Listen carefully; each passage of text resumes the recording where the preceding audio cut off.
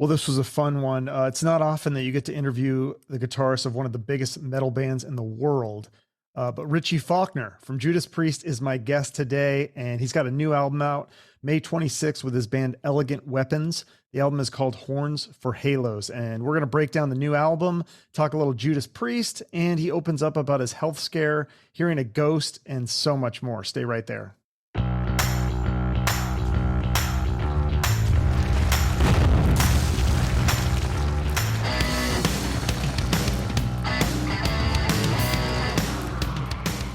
No, it's all good. So this is exciting. Elegant Weapons, the new band, Horns for a Halo, May 26th. And you described it as a mix of Hendrix, Priest, Sabbath, Solo Ozzy, and Black Label Society, but with melody. Yeah, I mean, when I say "but" with melody, all that stuff has got melody. All those influences have got melody in it. It's heavy, but it's got melody, you know. So that's always been an attraction of mine musically. I like the heavier side of stuff, but melody has always been a priority of mine. Really, something to get your teeth into musically and sing along to. Really. Yeah, the Blind Leading the Blind single. That's like it's kind of got a melodic sing-along chorus. Like I could see myself chanting that chorus, like while singing along at a concert. Very cool solo. It's more of a fun song, but what is it about? Is it about, because I'm thinking Blind Leading the Blind could be like American education system, could be a lot of things. Like what? You're absolutely right. It could be a lot of things. I mean, it's represented in the video as a kind of like a politician type figure leading, you know, people. But you're right. It could be a religious connotation, political. It could be. I mean, I'm a relatively new father, so I've got a almost 3-year-old. So I'm kind of, that's the blind leading the blind right there. Like I haven't got a clue what I'm doing, you know. So it could be like a few different things. But it was a more dramatic take on it from a video point of view, to, you know, have the pig, like the rich pig type political figure leading the people, and at the end of the day, when you strip him down, he's just a pig, and the people kind of come to that realization themselves that he doesn't know what's going on, and we have to kind of find our own way, you know. So that's what was represented in the video. Oh, yeah, I like that. That's very true. I mean, people put too much faith in politicians or anybody, really. Even rock stars, sometimes we think they know everything. Nobody knows anything. We are the blind leading the blind, right? Yeah, sometimes we just have to kind of make our own mistakes and find out what to do on our own. You know, we can put faith in other people, but fundamentally, sometimes we need to find out those answers ourselves. Yeah, I mean, you definitely know guitar though. Like in the second single, "Do or Die," I mean, you're just shredding in that. Sounds like you're having a lot of fun, like the solos and stuff. Is that a fun song to play? Actually, it's a pain in the butt to play. You know, we you know, I put it down. You know, in the what's the word, in the safety of the studio. You know, you can go over it a few times and correct any mistakes and stuff. When we got into rehearsals, you know, we played it to speed, and it's really, you know, it's quite the you have to get your stuff together. You know what I mean? It is fun, but it's kind of, you have to really kind of focus and play that stuff. After you play it a few times, you get it together. But it's going to be an enjoying. What am I trying to say? It's going to be a fun song. I can't even talk properly, let alone play the bloody thing. But it's going to be fun to play live for sure when we get out on the live circuit.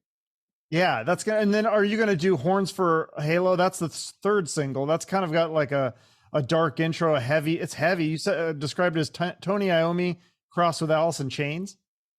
Yeah, I think that's accurate. That's what I get from it anyway. I actually called, when I was writing the song, or when I was writing the riff, you know, you got to say, you know, you save your ideas and stuff. And I actually put the working title down as Iommi because I thought it was something. It reminded me of something like a vibe that Iommi would play. You know, that kind of Black Sabbath, dark and broody type riff that reminds me of Iommi. So that's how it took shape initially.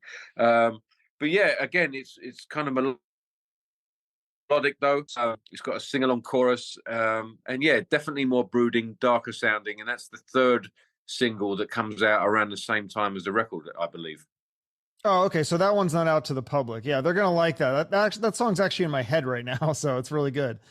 What about the song. I didn't get a chance to hear it, but I know there's a song called "Ghost of You." That's it's kind of a mellow song. It's got a detuned 1920s piano on it, and it's about a song of a memory or ghost. Yeah, basically, it's a little bit of ambiguity. You know, it could be either a lost love or someone that's passed on. You know, but basically, it's about someone that keeps showing up in our memory. You know, which I think a lot of people, a lot of us can relate to. You know, we've all been in love before and lost love, or we've lost loved ones or whatever. So I thought it was a universal kind of concept, and I just thought, yeah, it's got a bit of a kind of like a smoky, kind of bluesy, jazz clubby type vibe, which I thought was quite strong on the imagery type thing. And again, with that kind of concept, I thought it was just it was a bit different, but something that kind of fit in with the record. So I went with it. Okay, yeah, because I think you said you don't really get along with acoustic guitars. Is there actually acoustic on there, or it's just more stripped down?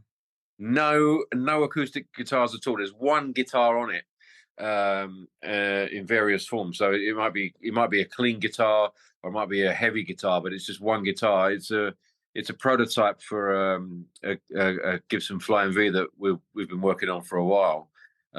Should be coming out this year, but it seemed to tick all the boxes sonically, so I went with that, and I didn't really need anything else. And you know, maybe in the future I'll pick up a acoustic guitar if I need a different texture or something like that.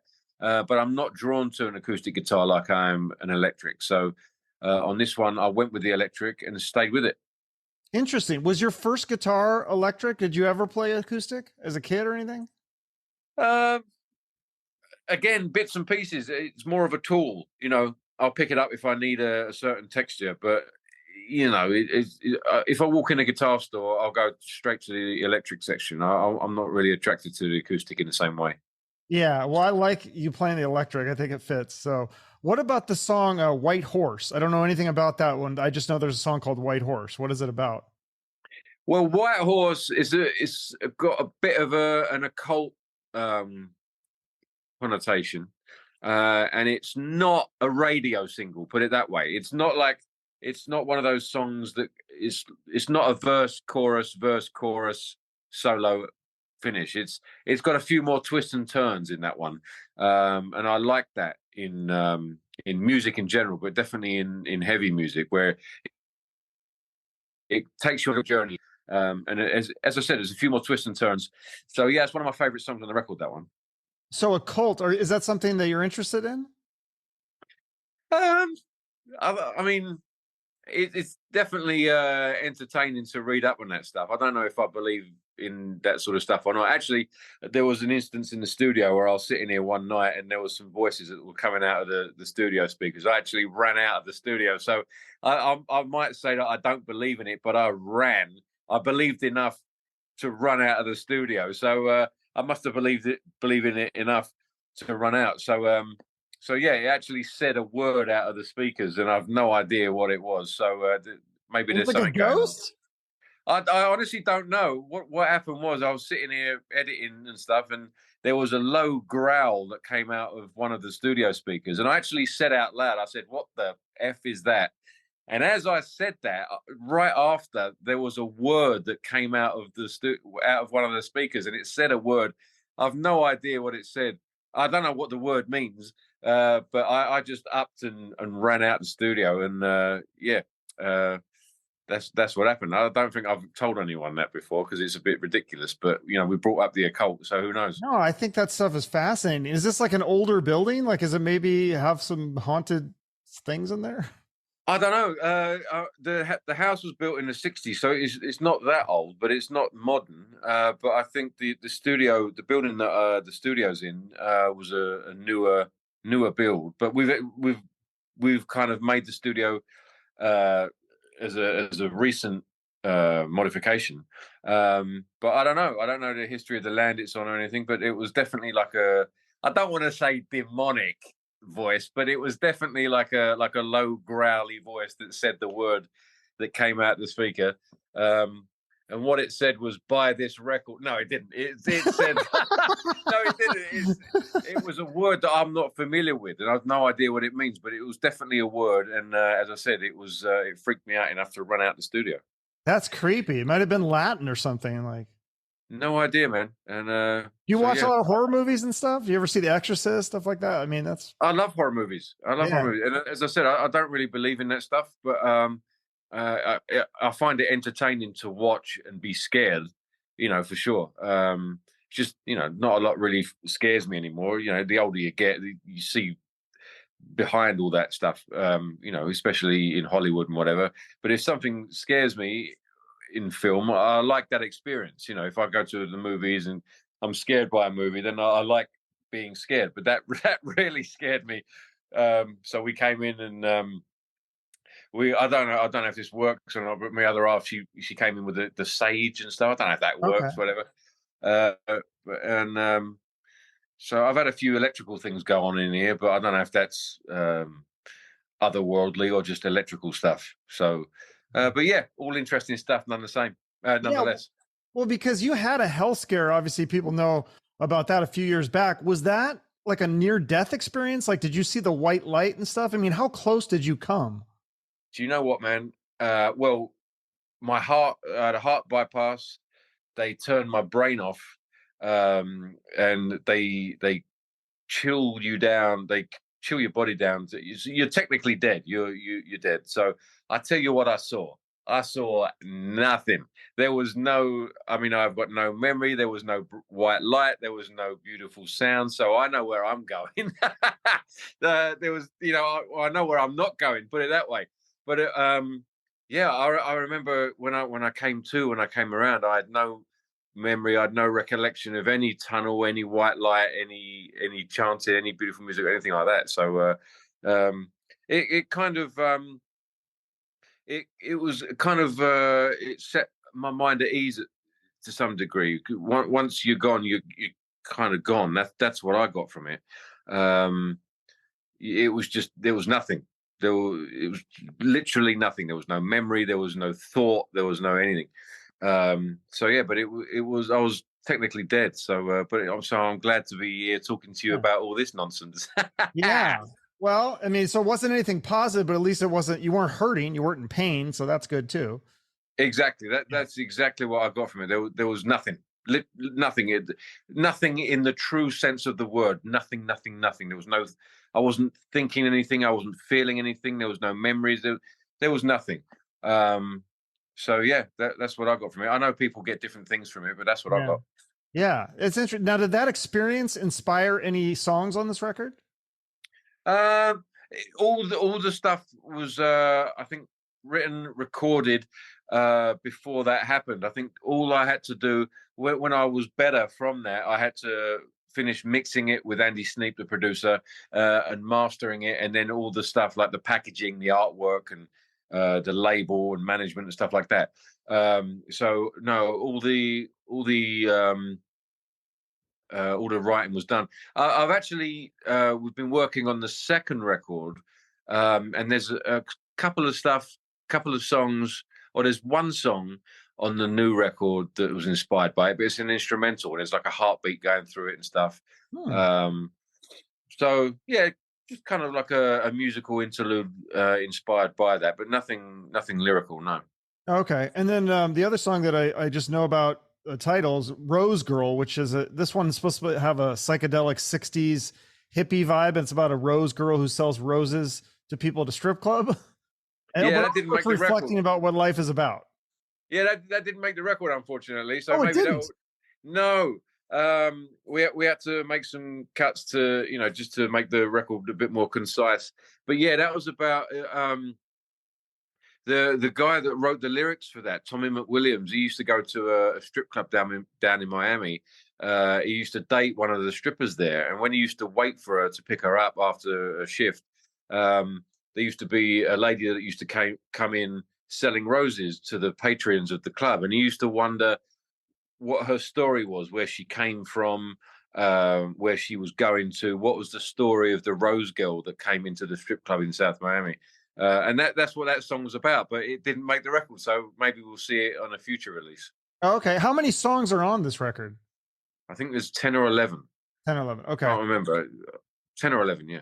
Yeah. Tell me about the band, because I mean, would you call this a super group? Because you got Ronnie Romero, who's worked with Michael Schenker and Vandenberg and Rainbow, and then yourself, obviously Judas Priest, and then the bass players from Uriah Heep and the drummer from Accept.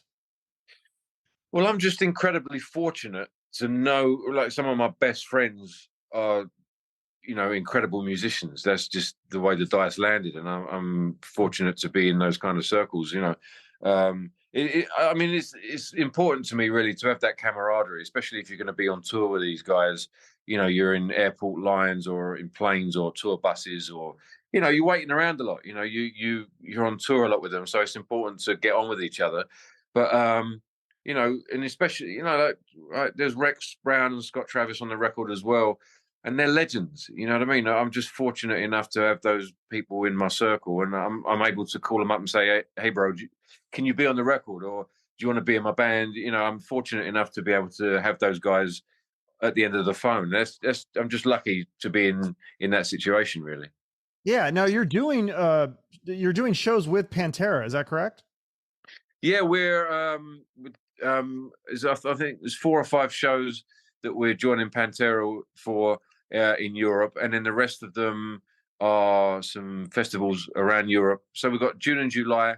We're out for a couple of months with Weapons, and 4 of those shows are with Pantera. Yeah, that's cool. So you mentioned that a lot of your friends are musicians. I saw a picture of you with Adam Jones from Tool. I was like, oh, that's interesting that, it's not a band that you would think Judas Priest and Tool, but you're a fan of Tool. Yeah, good friends with Adam. I know Adam through the Gibson connection. We're part of the Gibson family, and he contacted me through Gibson and asked me if I wanted to get up and do a song with them. And without thinking, I was like, yeah, of course, I'd love to do that.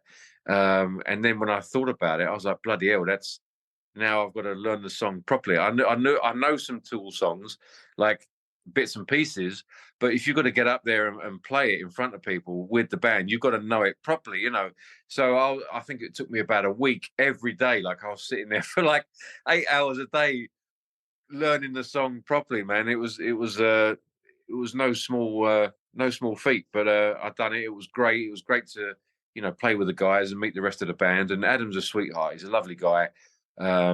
We talk, every now and again. And again, you pinch yourself sometimes. That these guys are at the end of the phone, and you can call them up and hey man, have you seen this film, or what do you think about this? It's a trip. You pinch yourself all the time. Was the biggest being friends with all these rock stars, was that after you joined Judas Priest, or did you kind of already have some connections before that? Because I heard you were living in Steve Harris's garage when Judas Priest called you. Is that true? Yeah, he didn't know. No, I'm joking. No, yeah, I was in Steve's daughter Lauren's band right before I joined Priest, and we went out. We were out with Maiden for a while. We were out with Thunder and Motley Crue and Within Temptation. So we were doing the rounds a bit. So yeah, I knew Steve. So yeah, but I mean, since joining Priest, obviously we've had a few bands. We've been playing with a few bands, obviously with Priest, either opening up for us or on the same bills with festivals and stuff like that. So you do get to meet a lot of people through that connection. So yeah, it's been fantastic. Yeah. Speaking of Iron Maiden, I want to get your thoughts. Do you think that they're going to be finally inducted into the Rock and Roll Hall of Fame? Because I think they're on the ballot again.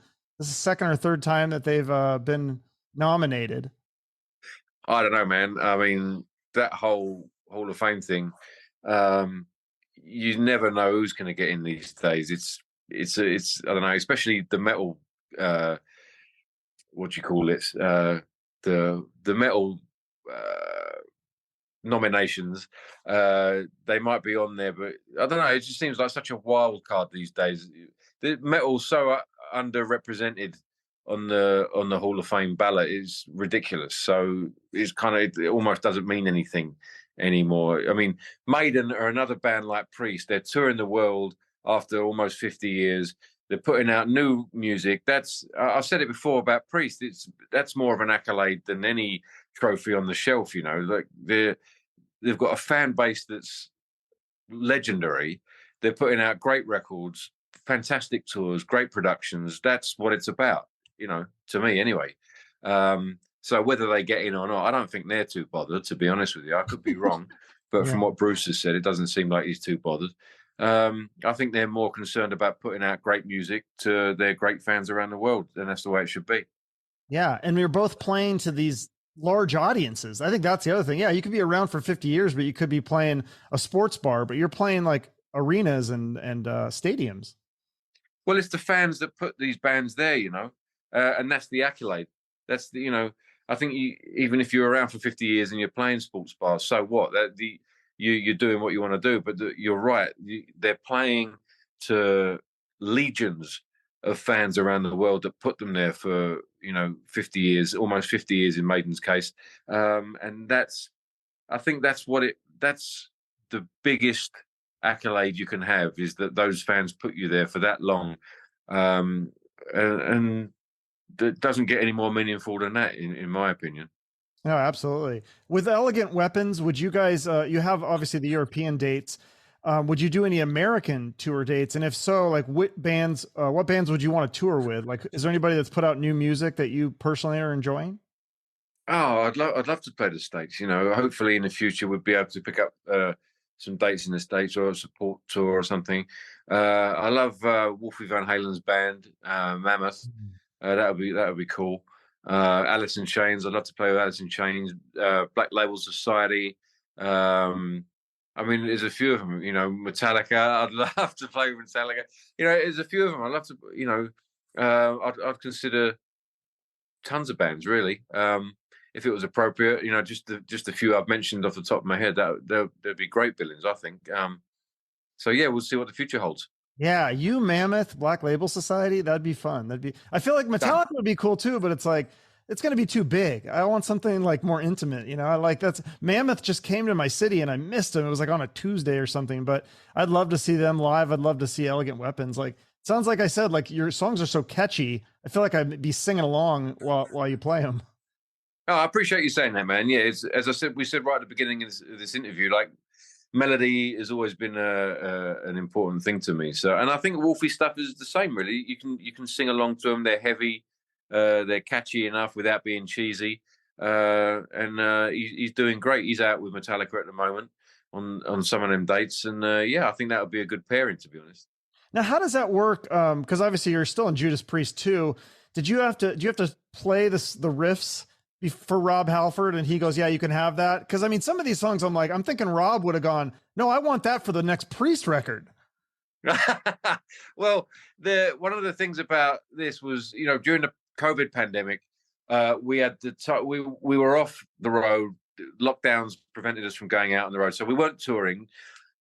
Also, the Priest record was written, so all the creative ideas, I could draw a line underneath those, and so anything new that I was coming up with, I could dedicate to this record. So it was that was the situation, really. So I knew that anything I was coming up with, I didn't have to give it to the Priest record. It was done. So that was the luxury, really. But no, I showed Rob these songs right in the demo stages, and he loved them. He's always been interested to hear more stuff, and he's interested, who the singer was, obviously, and stuff like that. So he's always been a supporter, and Rob's always, had his own side stuff as well. Outside of Priest and during Priest, I think he had his Christmas stuff not so long ago. Glenn's had some solo stuff outside of Priest, so they've always flexed their creative muscles outside of Priest, and this is no different, really. Is there rules for being a member of Judas Priest? I mean, because Rob's basically your boss. Like, is there certain things like you have to sign non-disclosure agreements or like rules and things like that, or does he just pretty much trust you to use good judgment on everything? Yeah, I think it's all pretty much, you've got to use your brain. Just don't do anything stupid. we all talk to each other about ideas we've got or things we want to do.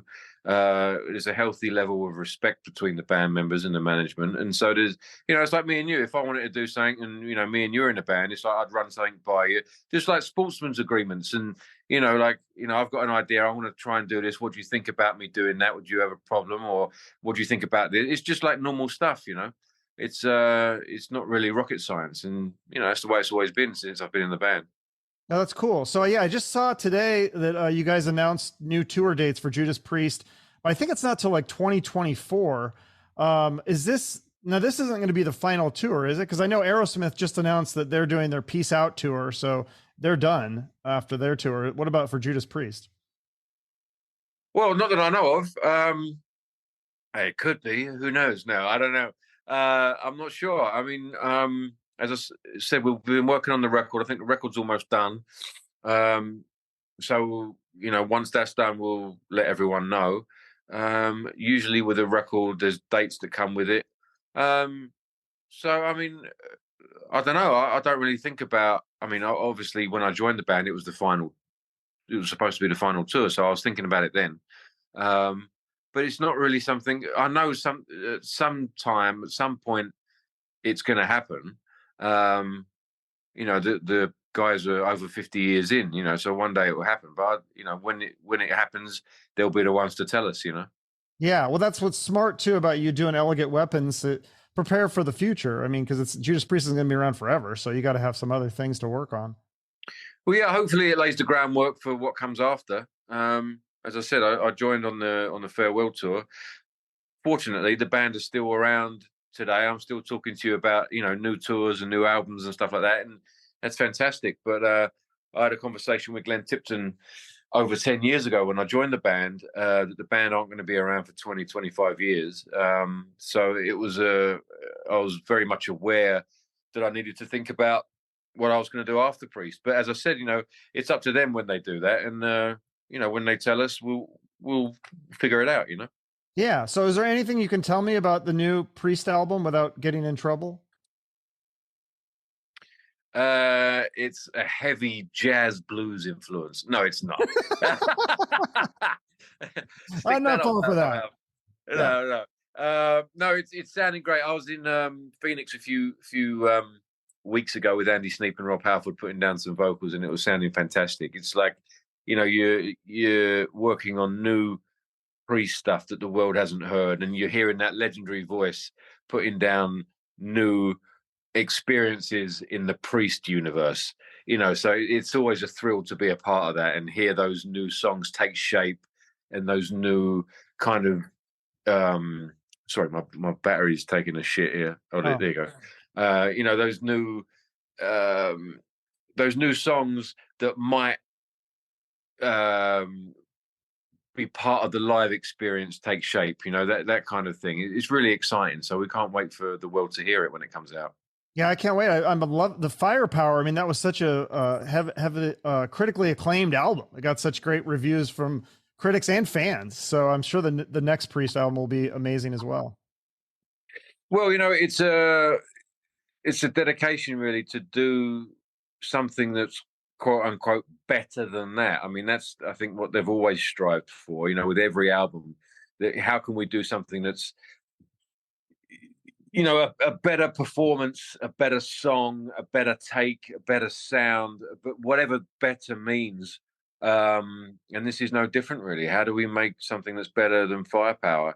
And it's tough because it's subjective to so many different people, but that's the challenge, and one that we have to rise to, and hopefully we get it right. And so yeah, we're trying, and I think it's great. It's different than Firepower. It has to be. It can't be the same thing. There's no point doing the same thing twice. So it's going to be a different experience. But I think you guys are going to dig it. Yeah. Well, in the meantime, fans should definitely check out Elegant Weapons. I think if they're fans of Priest and they're going to love this band. I think it's great. May 26th it comes out, and then hopefully you're going to tour Europe and hopefully the States. We'll have to see some shows. That'd be fun. Hopefully, yeah. We're looking at different options. Beyond Europe. Europe's June, July, and then beyond that, we're looking at options. Obviously, before the Priest tour, rolls around, and that'll be here before we know it. You know how time goes these days. It's like you blink your eyes and it's May already. You know Yep. what I mean? So June, July in Europe, and then hopefully we get some options and opportunities opening up in the States and beyond. So watch this space and we'll let you know. Okay, awesome. And then I always end promoting a charity or nonprofit. Is there something that you want to promote here at the end? Oh yeah, the John Ritter Foundation for Aortic Health. It's always the aorta is what blew up on me. It wasn't my heart; it was the aorta. So it was the big artery that goes through our bodies. And sometimes it gets misdiagnosed as a heart attack, and that's what you don't want to do. So they raise awareness for aortic health and preventing, raising awareness for and just basically taking care of aortic health and stuff like that. So it's the John Ritter Foundation. Okay, I'll put that in the show notes. So yeah, because I was just curious because you said your cholesterol was good. Obviously, you're not obese or anything, and you're young. So it was just sort of a freak thing. So if people go to the doctor, can they get checked for something like this that would be able to prevent it? Yeah, you can. You have to specifically ask for it because usually they check your heart and your blood pressure and stuff like that. But you have to specifically ask them to look at the aorta because the aorta, they won't look at it if you don't ask them. Huh. So if you look at the John Ritter Foundation, there's certain checkpoints they advise you to look for, so that you can go to the doctor and look at certain points to make sure that everything's okay.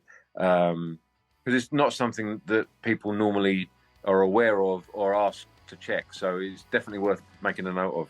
Okay, awesome. Thank you. And I'm so glad that you made it through that because you got a great gift of music and you're bringing that to the world. So I appreciate it. Thank you, Chuck. I'm very grateful to be here, man. So hopefully see you soon in the future. All right. Thanks so much, Richie. I'll let you get to the next one. Bye-bye. Thank you, bro. Take care now. Great stuff from Richie Faulkner. Seems like a very cool dude. I really enjoyed this interview, and I hope you guys did as well. You can let me know by liking, commenting, or sharing the episode on YouTube and social media. And make sure to follow Richie on social media as well. And of course, check out the new album from Elegant Weapons. It's available May 26th. If you're a fan of metal, I think you're going to enjoy this. Great guitar work and singing and drums and bass and songs and just overall kick-ass band. So check their website in the show notes for tour dates and support the band by buying some merch. They have some really cool t-shirts. My guests appreciate your support. I appreciate your support of the show. And again, please make sure you're subscribed wherever you watch or listen. We have some great guests coming up, so you'll want to stick around for those. Thanks so much. Have a great day and shoot for the moon.